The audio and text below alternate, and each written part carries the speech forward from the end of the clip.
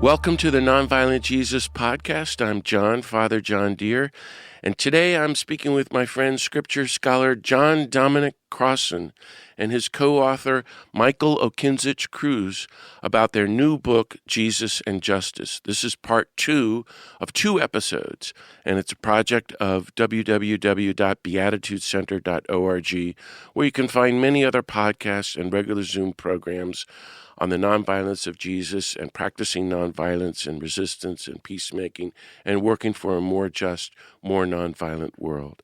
So let's begin with a little prayer. I just invite everyone, wherever you are, just to take a deep breath, just to relax and recenter yourself. Together, let's enter into the presence of the God of peace who loves you infinitely and personally and everyone everywhere.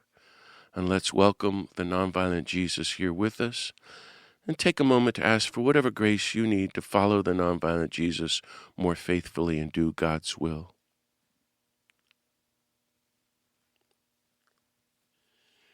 God of peace, thank you for all the blessings of life, love, and peace that you give us. Be with us now as we reflect together on the life of the nonviolent Jesus and follow him, working for a more nonviolent, more just world. Bless us, inspire us, disarm us, strengthen us, renew us, and send us out to do your will, to do our part, to resist and help end poverty, racism, greed, systemic injustice, war, empire, nuclear weapons, and environmental destruction, that we might be your holy peacemakers and welcome your reign of universal love and peace on earth in Jesus' name. Well, it's a great blessing to welcome back my friend John Dominic Crossan, perhaps the most widely read scripture scholar in the world today. This is the second of 2 episodes with Dom, and today we're joined by Michael Okinczyc-Cruz, his co-author, to talk about their inspiring new book, Jesus and Justice, Organizing for God's Reign on Earth Then and Now. I invite everyone to go and get it. First, John Dominic Crossan is an Irish-born biblical scholar with 2-year postdoctoral diplomas in exegesis from Rome's Pontifical Biblical Institute and in archaeology from Jerusalem's École Biblique. He has been a Catholic priest, a co-chair of the Jesus Seminar, and a president of the Society of Biblical Literature, and is professor emeritus of religious studies at DePaul University in Chicago. His many best-selling books include God and Empire, Jesus Against Rome, How to Read the Bible and Still Be a Christian, Resurrecting Easter, In Search of Paul, Excavating Jesus, The Birth of Christianity, Who Killed Jesus, The Historical Jesus, The Essential Jesus, Jesus, a Revolutionary Biography, and his memoir, A Long Way from Tipperary. His co-author, Michael Okinczyc-Cruz, is the executive director and co-founder of the Coalition for Spiritual and Public Leadership. He's a community organizer in Chicago, where he's coming to us from, who has worked alongside faith communities and thousands of grassroots leaders to address poverty, violence, and systemic inequities. He's also an adjunct professor at the Institute of Pastoral Studies at Loyola University of Chicago. Michael has a BA from the University of California, Berkeley, a master's in theology from Colgate Rochester Crozer Divinity School, and a doctorate of ministry from Fordham. Dom and Michael, welcome to the Nonviolent Jesus podcast. A pleasure to be with you. So congratulations, you guys, on your new book, Jesus and Justice, Organizing for God's Reign on Earth Then and Now. So I want to ask you some questions about it, but why don't you both tell me about it in general first, and maybe, Dom, you could start, and then Michael. Okay, I'll start, but I want to insist that really the idea, whole and entire, for this came from Michael. In case he wasn't say that. He invited me to come and address his coalition. And by the way, it's a coalition of organizations, not just of individuals. And he invited me to come and give 3 lectures, Friday, Saturday, Sunday, or something like that, or Thursday, Friday, Saturday. And so the life of Jesus, the death of Jesus, the resurrection of Jesus were the 3. And Michael then suggested what about a book? And I love the idea. I love the idea of going there. I love the idea of writing the book. So that's how it all started. Wonderful. Michael, tell us more. Well, I personally have long been a fan of John Dominic Crossan's work, and I started reading Dom's work over 10 years ago. I was in community organizing. Now it's actually been closer to 15 years. And as I was getting started in this work of faith-based organizing, one of the first books I picked up of Dom's was Jesus, a Revolutionary Biography. And it was so impactful, so inspiring, and it really helped to shape and inform my work in faith-based community organizing all these years. And we utilize so much of Dom's scholarship in our work with the Coalition for Spiritual and Public Leadership in Chicago. And after Dom came to join for our Congress in June 2024, I thought to myself, we really need to share this. We really need to share Dom's insights and do so in a way that's accessible and that offers a contemporary analysis as well, to invite people to reflect on the ongoing relevance of Jesus' nonviolent movement for God's reign and the ways in which there are so many parallels, certainly distinctions and differences, but parallels for people of goodwill and of faith who are committed to God's love and mercy and justice and nonviolence today, to live out what it means to follow Jesus. And that was really the inspiration for the book. And I'm so grateful to Dom that he was willing to co-author this together. It's wonderful. I'm very excited about it because I've been talking about Jesus and nonviolence, as you may know, for, 45 years. And I've always been saying Jesus is an organizer. And, I was a Jesuit for many decades, and they never taught us organizing in the novitiate, but I think it's kind of a requirement of discipleship. And here's your subtitle: Organizing for God's Reign on Earth Then and Now. So I love that you emphasize that Jesus organized a bottom-up, people power, grassroots, nonviolent movement, just like Gandhi and King. Michael and Dom, I always joke in my talks that, I hope you'll laugh, Jesus thinks he's Martin Luther King, to try to shake people up and give them a sense of what this, I think he's like. So talk to me about Jesus organizing a grassroots movement of poor, marginalized peasants from Galilee marching to Jerusalem to confront the Roman Empire's economic, political, and ideological domination of all the people. For me, over the last really 30 years, I've been giving many talks on Luke 10, saying that's just classic labor movement organizing. He sends 72 disciples out in pairs ahead of him as lambs into the midst of wolves to proclaim God's reign. So talk about that and then the parallels for today. And maybe, Michael, you could start us off, and then Dom, you can pick up. Absolutely. I think one of the more compelling parts of the book that we've gotten a lot of feedback on has been the section that speaks to the radical transformation via a process of rapid commercialization of the Sea of Galilee into Lake Tiberias. And that has really captured people's attention because it demonstrates in a very concrete way Jesus' humanity, his attentiveness, his moral outrage, his awareness, his also his courage and willingness to go to where the action was, to go really where the pain was most acute. And understanding the political backdrop of the radical commercialization and rapid transformation of the Sea of Galilee is really helpful for people to understand in terms of the political maneuvering, in the ways in which Herod Antipas made this decision.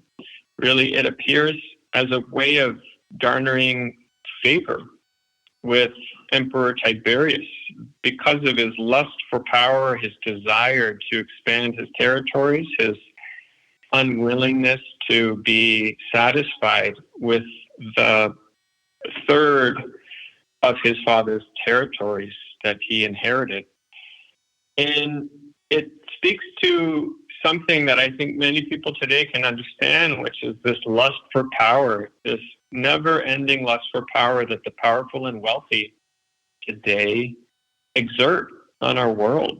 We have billionaires who want more and more and more, politicians who are unsatisfied with what they have, even though it's more than enough. And this lust for power, this lust for more, it deeply and traumatically impacts people. And the villages along the Sea of Galilee were punished and pummeled as a result of this. I would say that is a really important feature in the book, section in the book that people have really spoken to. And there's so many parallels that people can draw out of that and make in terms of their own analysis and critical reflection on the relevance of this today. And I would, Dom, invite you to share any additional thoughts, because I'm sure you have plenty to add in terms of this question. Yeah, no, that's marvelous, Michael. That's how you get traction. Jesus had a tradition, of course. The prophets have been at this for at least 700 years. It's when you get traction. Something happens, and all of a sudden people see it. Maybe before, as the president try and commercialize the lake, maybe they knew it kind of, but they've been told it's God's will and all the rest of it. And then they see it. This is not fair. This is not right. This is not just. So all the tradition kind of floating in the air from the prophets suddenly finds a local habitation and a name. And that's why it's important, in a way, to, if not begin with history, then keep history and theology as a sort of a dialectic, a dance together, not just theology alone, not just history alone, but theology as a deep meaning of history. And finally, could anyone really think they could do anything today in our country and ignore history? If people were speaking into the situation maybe of even 20 years ago, who are they talking to? You can't skip history. So yeah, you have to study a little history. Not a lot, but just enough to know what's going on.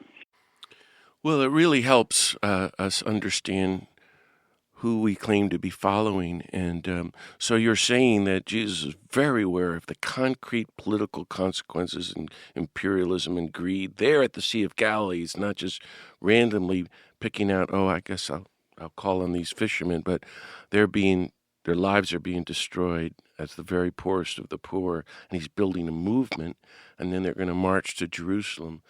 One of the themes of the book is that his message about the vision of God's reign, the kingdom of God, is radically anti-imperial, radically anti-Rome. And the flip side is calling for the kingdom of God is a completely different, egalitarian, justice-centered, nonviolent way of living, completely opposed to the reality now. And that's what we're here for, and that's what we want. Talk about that and how we can pursue that radical anti-imperial vision today, here in this moment that the empire is moving into full-on fascism and tyranny and white supremacy and, beyond our comprehension, permanent warfare, the nuclear threat, and environmental destruction. So, Dom, do you want to start us first, and then I'll ask Michael to pick up? I'd like Michael to start this time. Go ahead, Michael. Is that right, Michael? Sure, of course. Wonderful question. I think as it relates to the work I'm involved in Chicago and Illinois with the Coalition for Spiritual and Public Leadership, what Dom shared with regards to traction, and traction being the confluence of Jesus' recognition of the pain and suffering that the commercialization and the rapid transformation of the Sea of Galilee into Lake Tiberias is causing. What we mean by that is that people were ready for something because the pain and suffering that they were enduring and experiencing, as Jesus came to them, not only was Jesus speaking to something that was deeply and profoundly spiritual in nature, but Jesus' teachings had much to do about their lived realities in that very moment. And the ways in which they could connect to it was very significant and profound. Here in Chicago and really across the United States, one cannot look at our current political moment and not think about immigration as one of the more pressing challenges in this country. To be more specific, the ways in which this administration have gone about detention and deportations in such a brazen, horrific, and cruel way. And that's not to say that other administrations, because they've not approached immigration deportation so brazenly, that they've approached it compassionately. Democrats are culpable as well and responsible for this vast system of immigration, detention, and deportation that we now find ourselves with in this country, which has caused so much trauma and pain.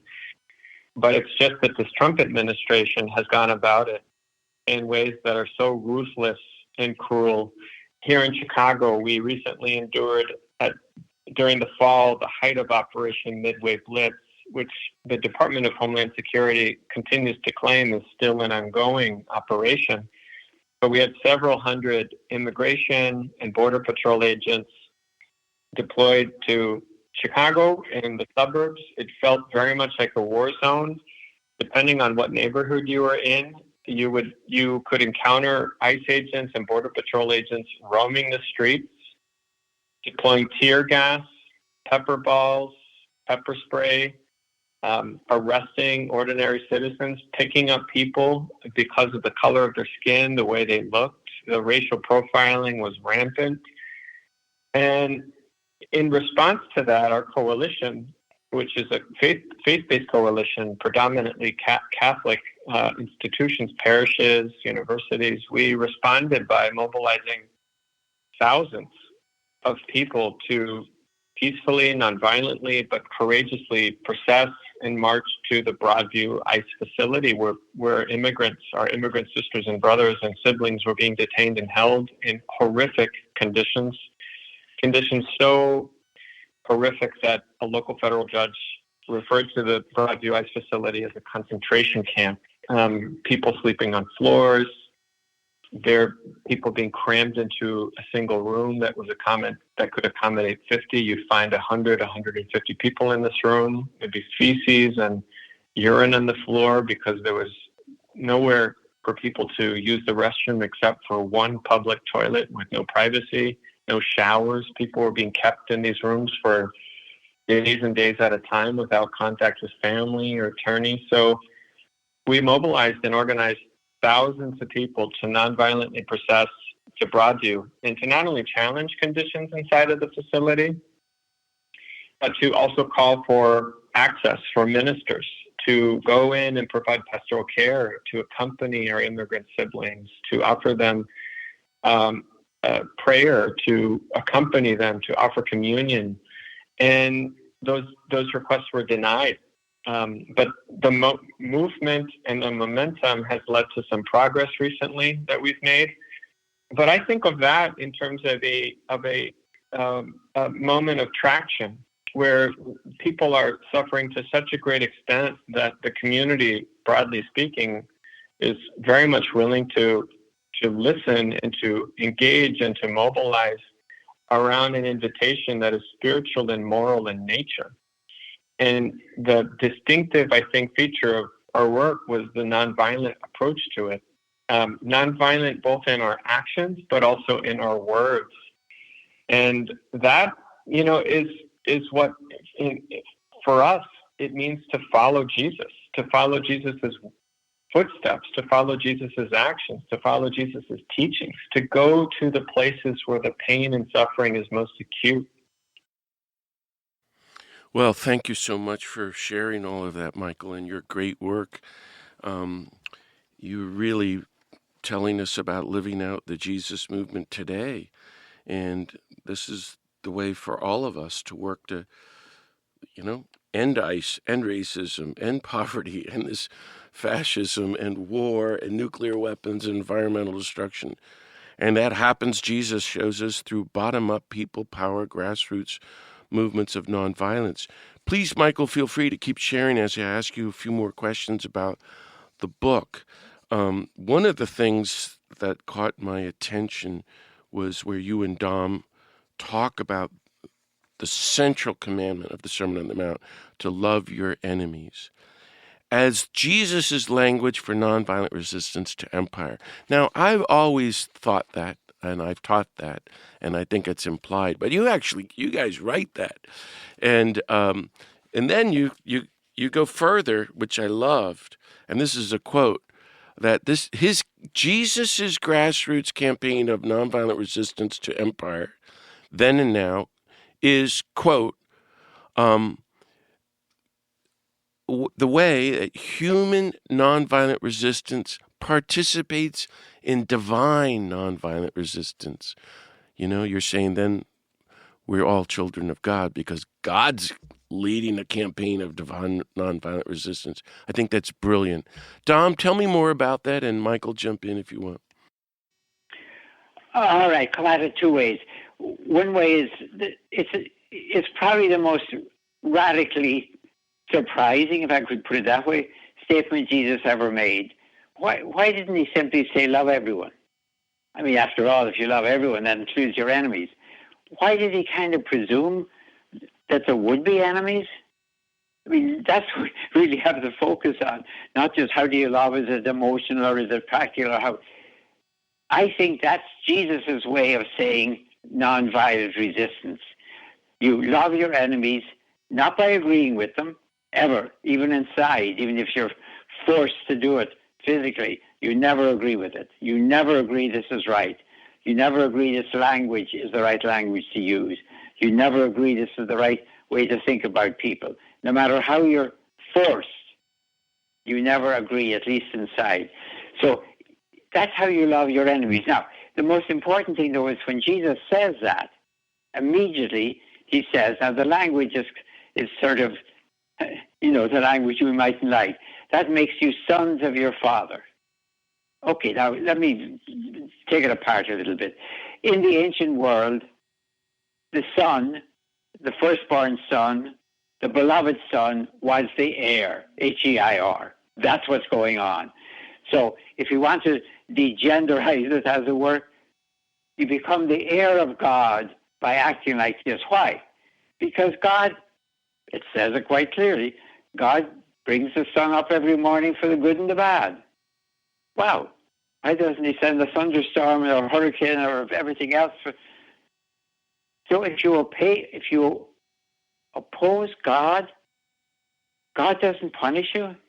Now, that's quite a statement now, because most of the Old Testament seems to suggest the opposite, and most of human experience makes people say that. So the logic of what Jesus says, why are you nonviolent? Why do you resist nonviolently? I keep on saying that because Jesus doesn't say be nonviolent. He says resist nonviolently. To participate in God. And not really to be like God or to follow God, but to be God's heir. So God's the model for this whole operation. It's wonderful. And that destroys this whole idea of God's point. Well, he's waiting, he's going to do it a little later. God did Vesuvius to punish the Romans for what they did in the year 70. So he waits 9 years. Instead of hitting Rome, he hits Naples. Come on. I mean, it's about time we took a good look at that and stop this divine punishment. God does not punish.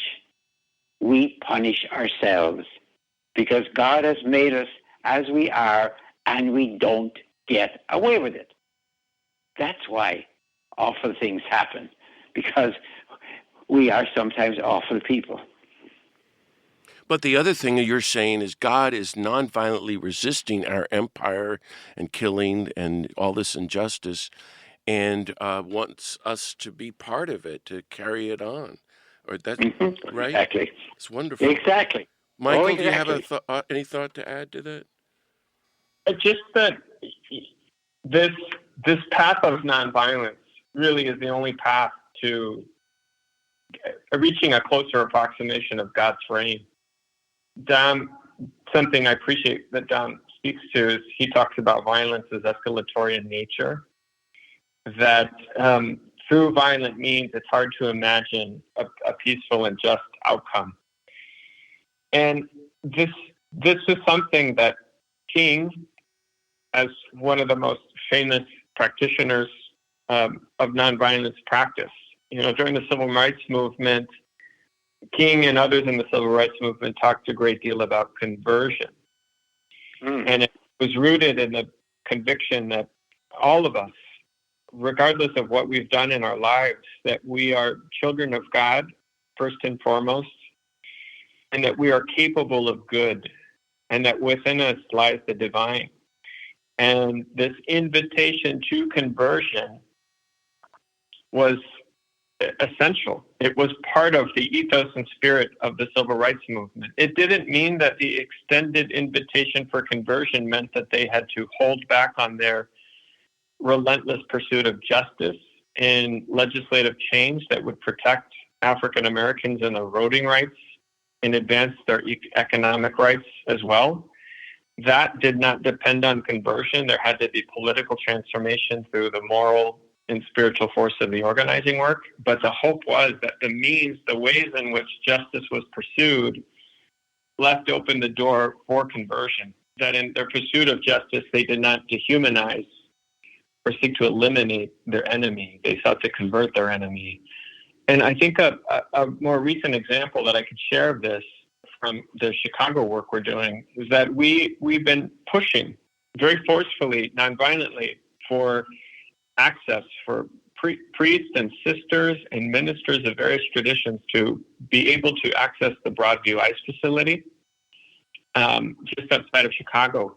We've been able to make some advancements recently, and during Holy Week, one of the priests that we work with, a young Chicago priest, asked one of the security staff at the Broadview ICE facility if he could wash the feet of the 14 detained immigrants who were shackled that day that they came across. And initially the agent, the security staff person in this ICE facility said no, and then the priest asked again, saying in such a way, look, this is what we do on Holy Thursday. So he was permitted to wash their feet. He had a little vial of water, holy water in a spray bottle, and he had a little towel, and he was able to begin. He got on his knees and he washed the feet of these 14 immigrant detainees.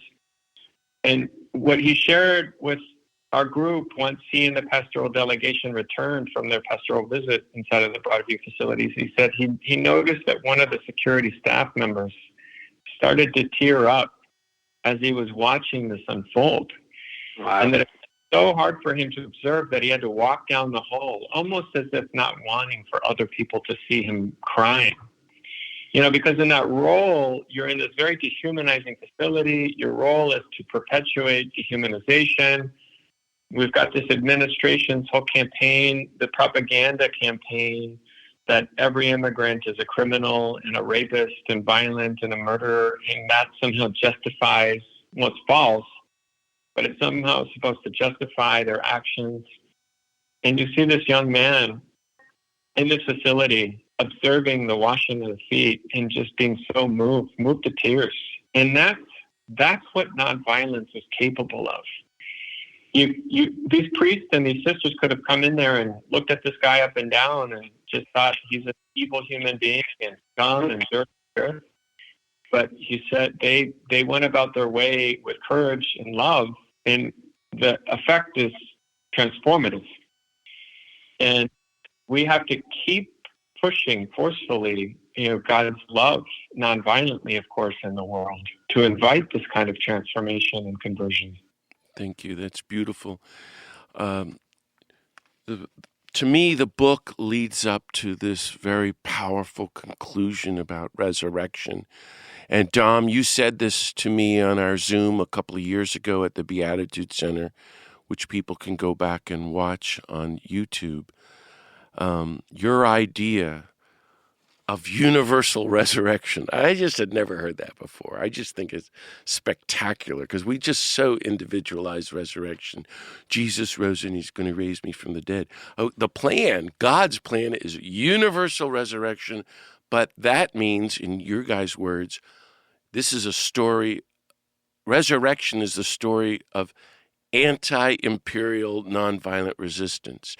In other words, to get to universal resurrection, every human being has to, I think, carry on the story on the grassroots movements of full-on nonviolent resistance to empire then and the full-on American empire now. I find this very exciting. Let me ask you, Dom, to start with that and Michael to unpack it, and then we'll begin to wrap it up. Okay, when it started for me, again, where I saw it on the ground, was we were doing the Borg Crossing pilgrimage. So Marianne and Marcus Borg, Sarah and myself, taking about 40 people every year to Turkey in search of Paul. And of course, because we were there, we were going into the great cathedrals of churches of Eastern Christianity. And I began to realize that Western Christianity shows Jesus triumphant, glorious, rising out of his tomb alone. He's coming out alone. He triumphs over death by himself. And now then you can go on and build a theology on that if you believe in that, dum-de-dum-de-dum. But Eastern Christianity, he's coming out equally triumphant, glorious, and he's taking Adam and Eve, he's yanking them out of their sepulchres. But Adam and Eve ain't two old-timers from the Old Testament. They're the human race. So you kind of have an individual resurrection of Jesus alone, a universal resurrection of the whole human race. And both of them, it seems to me, are assaults on the death-dealing normalcy of civilization. Let me put it that way. Amen. The death normalcy of civilization. But the Eastern vision is, it's not just for me, and then for you, and then for this person, and then for that person. It's about the whole human race. I mean, you can get the whole human race if all of us are there individually. But the vision of Eastern Christianity is where does the human race? All of it. That includes the ones who are dealing the death. How do we escape from this trap of death that we're in as a species? That's Adam and Eve are the human species. The human race, and by the way, there's only one race. All the other uses of races are rubbish. They're just differences of physiognomy. There's only one race, the human race. So I found that was powerful. Yeah. And I would like every Christian, if they have two images, have one of the Western resurrection and one of the Eastern resurrection. Put them side by side, preferably painted by the same artist or sculpted by the same artist, and just look and think what it means. Terrific. Thank you. Michael, take up from there. Well, I think the theme of the universal resurrection is profoundly important, in large part because we've often thought, and we've referenced this in the book, we in the Christian church, in the Catholic Church, think of resurrection most often from an individualistic perspective. My journey to heaven, my salvation, but God is social in nature, and we, the scholarship that John has explored throughout the years helps us to better understand what early Christians understood when reflecting on the resurrection and the significance of it. We also have to think too about the context in which Jesus lived, and crucifixion was such a horrific way of publicly executing a leader of a movement. And for Jesus to be resurrected was not only spiritually significant, but politically significant as well in terms of the narrative and the story and the force of that story and the convictions that first century Christians carried. That the Roman Empire, despite all its power and might and violent capabilities, that the worst forms of human cruelty and worst form of public execution could not diminish or not ultimately mute Jesus' movement for God's reign on earth. That the movement continued through this universal resurrection is not only theologically and spiritually significant, it also conveys a inherent anti-imperial message of resistance as well. That the empire does not have the final word.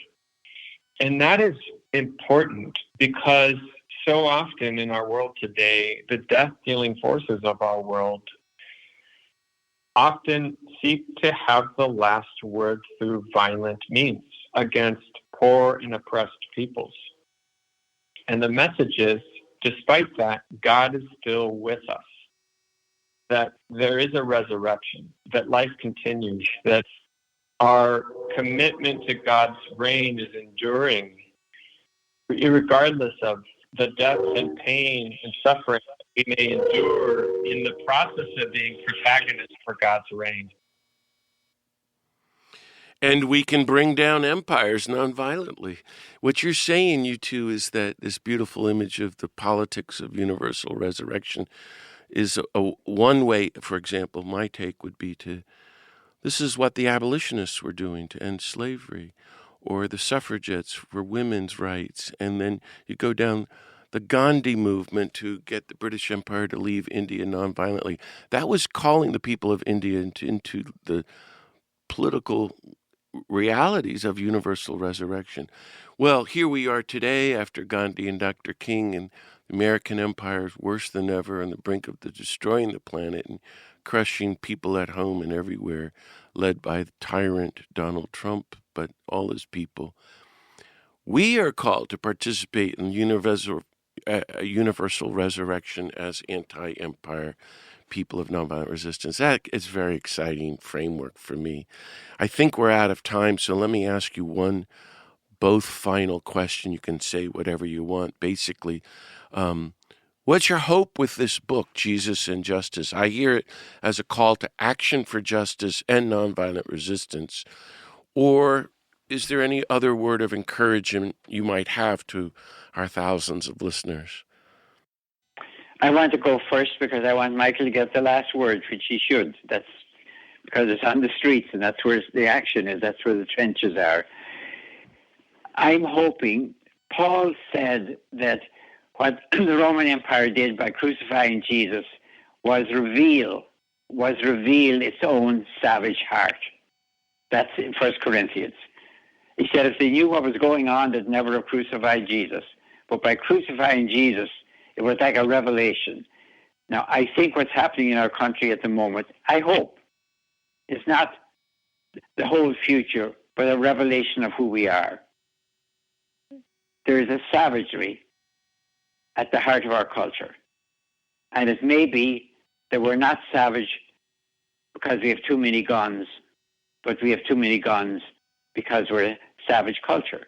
That's what we have to face. That's the revolution that may be our hope, if we can see what's been revealed to us. As the people in Galilee saw, oh, that's what's going on. That's what you mean by justice. So that's my hope, that this is a revelation. Wow, thank you. Michael? One of the big points that we seek to raise in the book is distinguishing between worshiping Jesus and following Jesus. Not that worshiping Jesus is a bad thing, but many people worship Jesus and far fewer actually follow Jesus. And following Jesus carries so much risk and struggle and difficulty because of the path that Jesus took. And this is what we want to invite readers into, is to reflect deeply on what what did Jesus encounter? What was Jesus' context? What did it mean to preach and to seek to live out God's reign on earth in this first century context under Roman occupation? And to better understand what that means for us in this particular moment, we desperately, desperately need for people of faith and goodwill to be engaged in the manifestation of God's reign on earth here and now in this present moment. For all the reasons Dom just articulated, our world is in peril. There's so much violence. There's so much inequality. There's so much pain and suffering, war and genocide. We need people of good faith to be engaged with one another, to build relationships as Jesus did, to organize together nonviolently, to take risks, to take action in pursuit of God's justice in love on this earth. And that is the way in which we follow Jesus, by doing this beautiful work of living out God's reign in our hearts, but also in the streets. What a great note to end on. So thank you so much, John Dominic Crossan and Michael Okinczyc-Cruz, for speaking with me today. And I hope everyone will get their great new book, Jesus and Justice, Organizing for God's Reign on Earth, Then and Now. And thank you, friends, for listening to this episode of the Nonviolent Jesus Podcast. You can hear more podcasts and find other upcoming Zoom programs at www.beatitudecenter.org, and you can sign up there to receive our free e-blast with news about upcoming podcasts and Zooms. And please tell your friends and coworkers about this podcast to help promote it. And I hope you also consider getting my own new book, Universal Love, Surrendering to the God of Peace, which is about the political implications of doing God's will. If you're on Substack, you can look for me at Father John Deere. So may the God of peace and justice bless you all. Keep on following the nonviolent Jesus and go forth to resist fascism, injustice, and war, and keep on working for a more just, more nonviolent world. See you next time.